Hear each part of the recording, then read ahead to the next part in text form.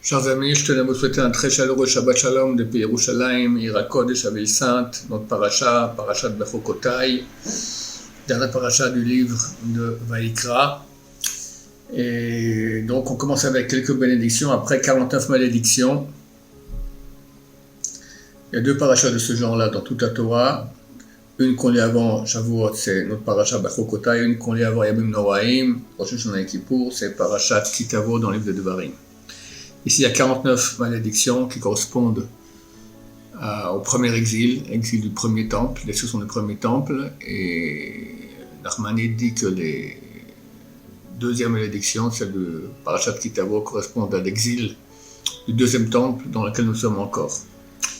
Auparavant, la Torah nous donne des bénédictions. Si vous serez en train de peiner dans l'étude de Torah, vous étudiez avec difficulté, vous faites des efforts dans l'étude de Torah, et vous ferez mes mitzvot, alors voici les bénédictions. Beaucoup de bénédictions.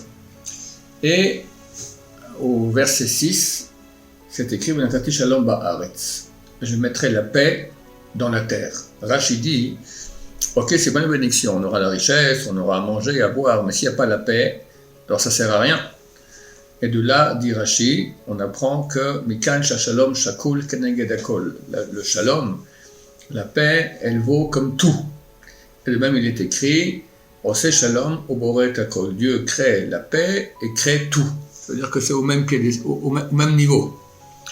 Voilà, chers amis. Donc, il faut beaucoup se renforcer dans le shalom. C'est quel shalom? Alors, le shalom de Rashi, c'est qu'il n'y a pas des ennemis qui viennent faire la guerre. Si on a à manger, à boire, la terre est fertile, mais il y a la guerre, alors il n'y a plus rien. Mais le Ibn Ezra dit, lorsque le verset dit « V'natati shalom ba'aretz » je mettrai la paix sur la terre, il dit « Shalom benechem » la paix entre vous. Et ça, c'est super essentiel. C'est clair que si nous sommes encore en exil, c'est à cause du manque de shalom qu'il y a entre nous. Et si on a tellement souffert dernièrement en Israël, c'est à cause du manque de shalom qu'il y a en terre d'Israël. C'est vrai qu'il y a le Erev Rav, dont le signe distinctif, c'est que c'est des balais marlokot, ils adorent les bagarres, les disputes, les critiques, etc. Mais on doit faire avec, on doit essayer d'arriver, nous au moins, dans notre petite sphère, à vivre dans le shalom. C'est avec les voisins, c'est au travail, et surtout à la maison. À la maison. Aujourd'hui, dans beaucoup de maisons, c'est terrible. Il y a une braïta à la fin du traité Sota qui parle de notre situation aujourd'hui, de tout ce qui se passera à notre époque. Vraiment, ça correspond.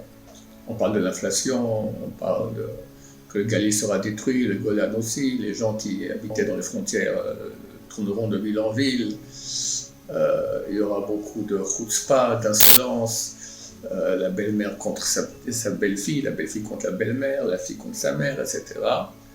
Beaucoup de choses qui correspondent à notre réalité, il n'y aura plus de vérité, mais c'est écrit aussi « Oive ish an shebeto » les ennemis de la personne, c'est les gens de sa maison.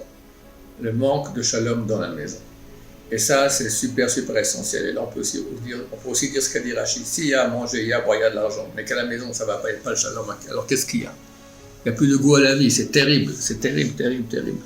Donc, il faut faire des efforts pour cela. Quels sont les efforts? Eh bien, c'est très simple. Il faut apprendre à céder. C-E-D-E-R. Chacun a un ego et chacun veut marquer ses points avec son ego. Mais ce n'est pas comme ça que ça marche. Alors, Karen Chan raconte qu'un jour, il est dans la rue, il est passé près d'une école, il a vu dans le préau des enfants qui se bagarraient.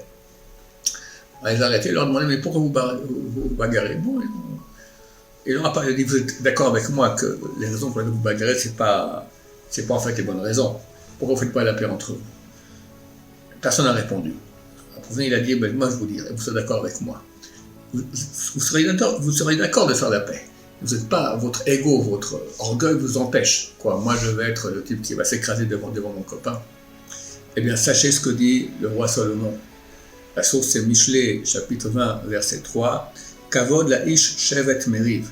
C'est ça le kavod, c'est ça l'honneur d'un homme, c'est arrêter de se bagarrer. Les gens croient que s'ils ne vont pas marquer le dernier point, alors c'est eux qui sont sortis perdants. C'est le contraire. Au contraire. Quand tu t'écrases, c'est difficile, l'ego il ne veut pas se faire écraser, mais tu acceptes, tu cèdes. Alors tu es grand non seulement aux yeux de Dieu, mais même en face de la personne avec laquelle tu t'es bagarré, elle comprend très bien que tu es quelqu'un de humble, quelqu'un qui sait céder. C'est la clé de tout. Il y avait un des plus grands mashgichim de l'histoire, le Rav Yerucham Mimir. Il était dans une yeshiva et il y avait des problèmes là-bas. Il était voir le Chafetz Chaim. Le Chafetz Chaim lui a dit, de ma vie, on parle maintenant du grand de la génération, le Chafetz Chaim, le Ruach HaKodesh, il a dit, de ma vie, je n'ai pas vu quelqu'un poursuivi qui a cédé et qui a perdu à cause de cela. Et le Rav Yerucham Mimir a cédé et il a quitté la yeshiva dans laquelle il était. Il est allé à Mir et il est devenu le Rav Yerucham Mimir, le Mashgiach, qu'il a eu des milliers d'élèves, et en Torah et surtout en Moussar. Il a grandi. S'il n'avait pas cédé, il n'aurait pas eu tout cela. Donc, chers amis, il faut apprendre à céder, apprendre à vivre en paix avec les gens proches surtout. C'est facile de vivre en paix avec le voisin de la maison d'en face, on le connaît à peine. Alors, quand on le voit, on fait un sourire, mais c'est tout. Mais avec les gens avec qui on est confronté sans cesse, c'est là les efforts, c'est là la grandeur, c'est ce que Dieu nous demande. Alors à Volbé, j'en ai parlé dernièrement dans un short que j'ai fait, il disait qu'il fallait sourire à tout le monde. C'est tellement facile de sourire. Quand tu souris, tu mets une bonne ambiance partout. C'est-à-dire qu'il y a même, le shalom, c'est pas seulement qu'il n'y a pas de bagarre, mais il y a des niveaux, on peut monter dans le shalom. On voit que lorsque Dieu annonce à Abraham et à Sarah que Sarah aura un enfant, alors Sarah, elle a ri. Elle a dit, comment je peux avoir un enfant? Mon mari est vieux. Sous-entendu, il est impotent. Dieu va voir. Abraham lui dit, pourquoi Sarah a dit qu'elle était vieille? Il n'a pas dit la vérité. De là, on apprend qu'on peut modifier la vérité pour le shalom. Mais quel shalom? Quoi, Abraham, il serait venu, il aurait fait une bagarre avec Sarah, c'est pas le genre de qui on parle. Abraham Avinu, d'accord? On voit que même quand on vit complètement en shalom, il y a des niveaux plus hauts. Peut-être qu'il aurait été un peu touché, un peu blessé, quelque chose. Non. Il faut arriver à vivre un shalom le plus excellent qu'on puisse avoir. Et c'est comme ça qu'on se sanctifie. C'est la plus grande sanctification de l'être qu'on peut avoir. C'est exactement ce que Dieu veut de nous. Je vous souhaite à tous, B'ezrat Hashem, un Shabbat Shalom. Je vous rappelle que cette semaine, il y aura la Hiloula de Shmuel Hanavi, le grand prophète. On n'a pas beaucoup de tombes de prophètes en Israël. C'est bien plus que tous les Tanaïm, que tous les Amoraïm, que tous les Tzadikim. C'est un prophète, d'accord?